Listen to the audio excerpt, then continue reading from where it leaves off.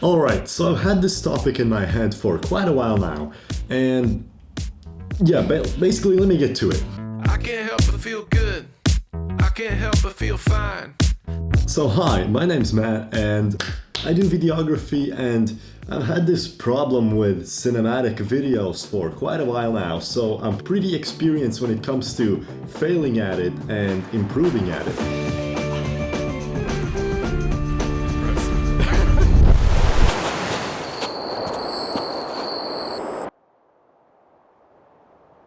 Basically what I wanted to talk about was this cinematic phase that every videographer goes through at some point or another. Let me read out this definition I came up with. A cinematic phase is a period in which the creator is trying to make very cinematic videos by adding different kinds of effects. This is something most creators try to grow out of at some point.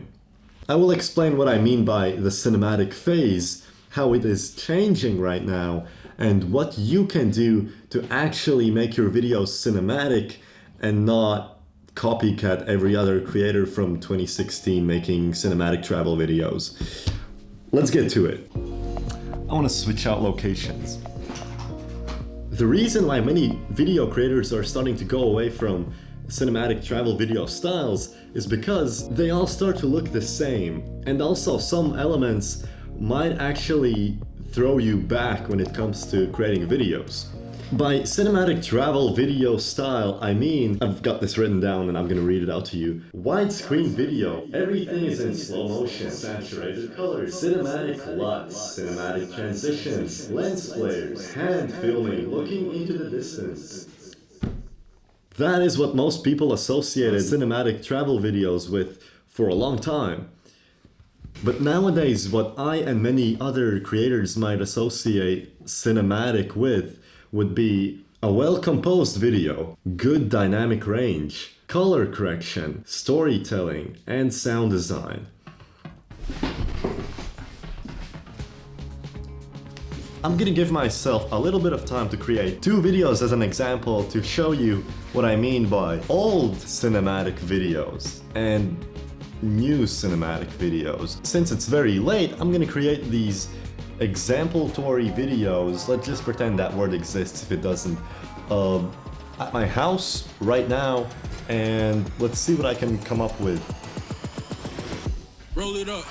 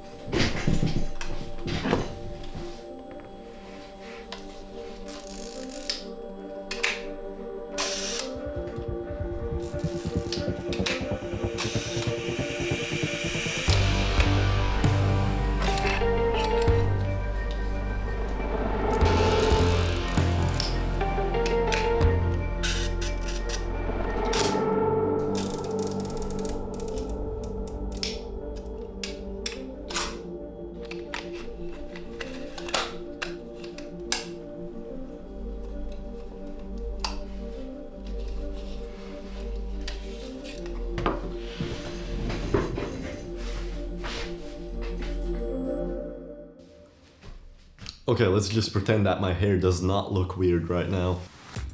So I really wanted to touch upon the cinematic bars that you see on the top and at the bottom of your image because, my god, I feel embarrassed for how long I actually have been using them and how hard it is to stop it. I'm not kidding when I say my composition has been quite awful recently because I'm so used to just filming using the composition for 16:9 aspect ratio and then just throwing on those random bars.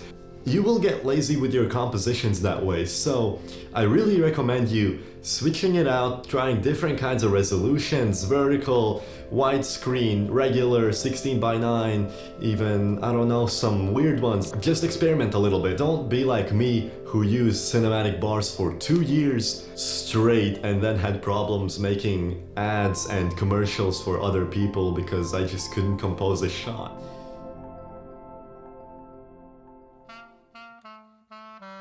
So let's talk about Aperture. Aperture is something you will have to figure out and try out in different scenarios to get an understanding of. I don't think you should always go the widest. For example, if you're at a location and you have a subject and you want to showcase both of them, I would recommend stepping it down so you can see the person and the subject behind. Or the person and the landscape behind.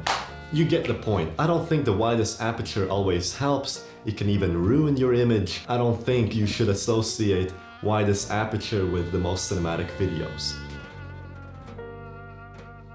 Composition. We already touched upon this topic previously, but I would recommend you, if you ever watch some TV series or movies or shows or just YouTube content, take inspiration from what you're seeing. Learn a little bit about composition, layouts. There is more than just the rule of thirds out there.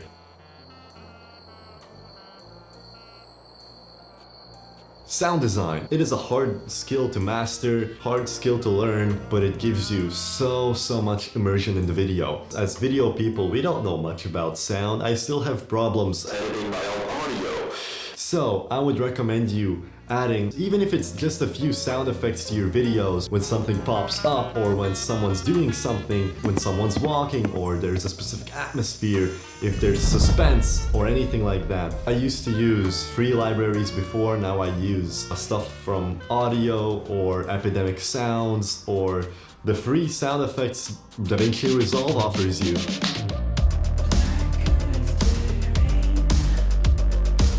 Storytelling, I would recommend you to be open and honest. You can even be vulnerable at some times so people can actually relate to you even more. If you're trying to be the tough guy in the video, I personally don't relate to these people and I think they're fake. If you're being vulnerable, open, honest, I think people will relate to you a lot more, connect with you, and actually listen. Those are basically all the tips I can give you. There's much to learn, there's even much more to master. And with every equipment, with every project, with every inspirational idea you have, I'm even learning some new things myself, having this very wide aperture lens now. There's a beautiful moon outside. So if any of these tips you didn't hear previously, or I helped you remember, if they helped you in any way, please leave a like. Subscribe for more content like this. I'll see you soon in the next video. Bye bye!